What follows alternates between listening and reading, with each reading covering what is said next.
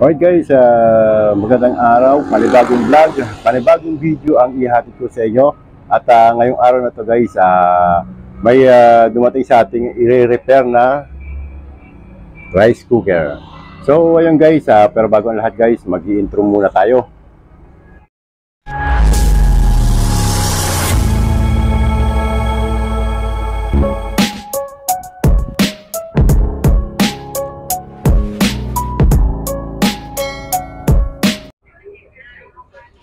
So, ayun guys, ang dumating nga sa atin na i-repair ay itong Unitech rice cooker.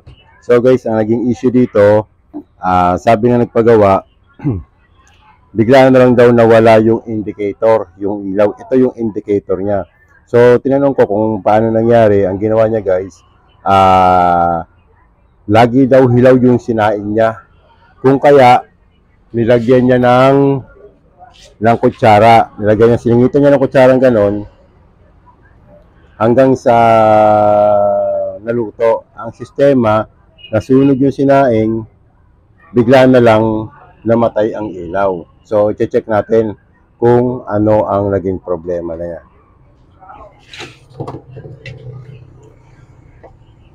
Siyempre, bago natin simulan guys, ito yung kanyang kable.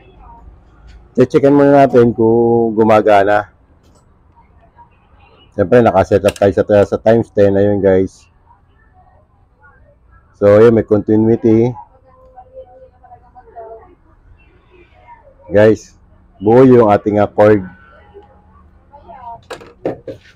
Dito guys, binuksan ko na to at yun nga, nakita nyo guys,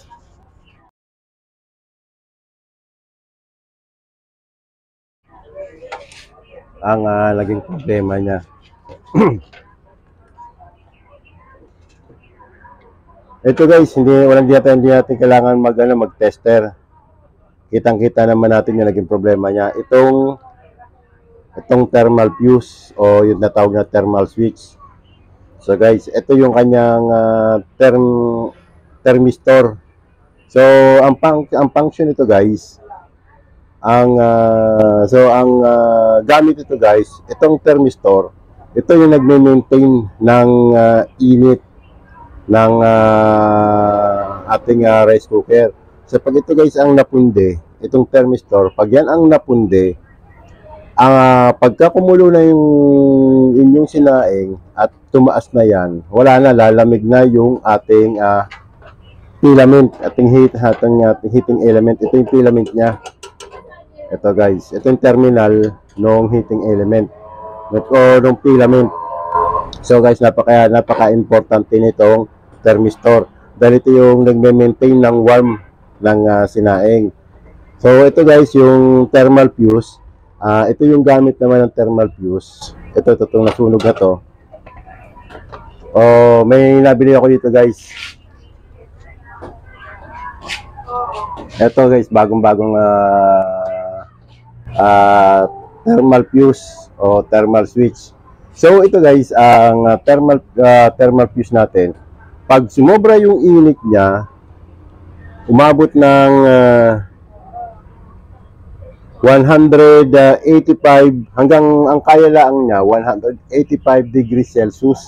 So ibig sabihin, pag umabot ng 200 degrees Celsius, masusunog na ito. Ito na yung magkakat ng kuryente papunta sa heating element. So guys, kaya napakahalaga ng thermal fuse. Dahil pwede mo naman siyang irekta.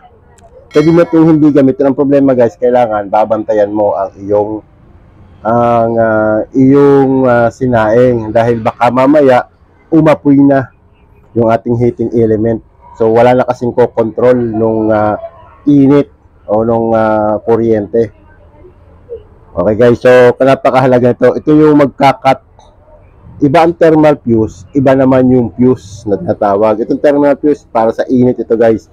Pag lumampas na ng 180 degrees Celsius, boom, puputok na ito. So safety ang bahay natin. So ito guys, ikakabit na natin. Kasi guys, kaya biglang nawala yung ilaw dahil itong galing sa kuryente, itong isang linya to galing sa kuryente na dumadaloy papunta dito sa terminal ng ating filament, naputol na dito dahil ito yung thermal fuse, karugtong. So wala na siyang dumadaloy na kuryente dito, kundi yung isang linya na lang. Guys. So dito guys, mga kailangan tayo ng magnetic. Kailangan natin guys ng magnetic na screwdriver. Para yung ating mga tornilyo hindi mahulog sa loob. Kasi napakahirap dukutin pagka nahulog siya sa loob ng rice cooker. Ayan guys. So napakahalaga ng magnetic na screwdriver.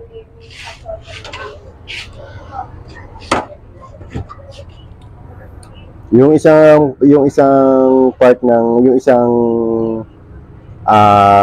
dulo ng thermal fuse na konekta sa ating socket na luya na.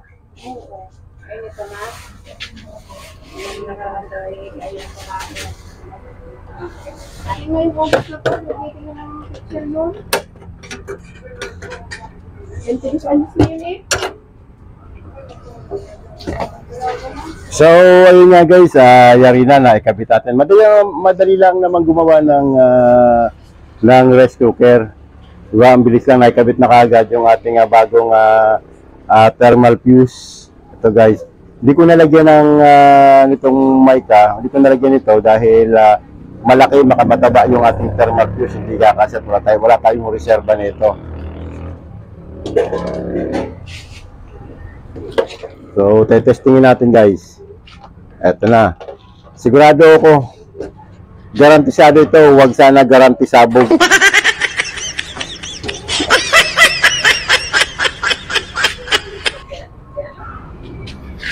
So, ayun guys, kitang-kita nyo naman guys, may ilaw siya. Oh. Ayan, may ilaw na siya, gumagana na siya.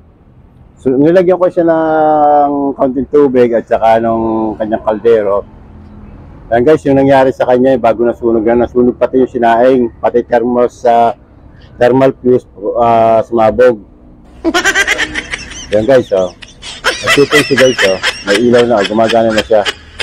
At gumagana na yung ating rice cooker guys.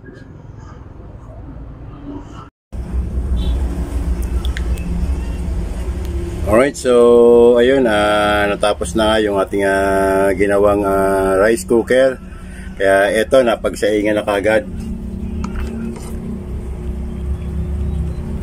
Ayan, kitang-kita ninyo na gumana yung ating kanikain na lang sira pang rice cooker. Yung ating pinaltang thermal switch.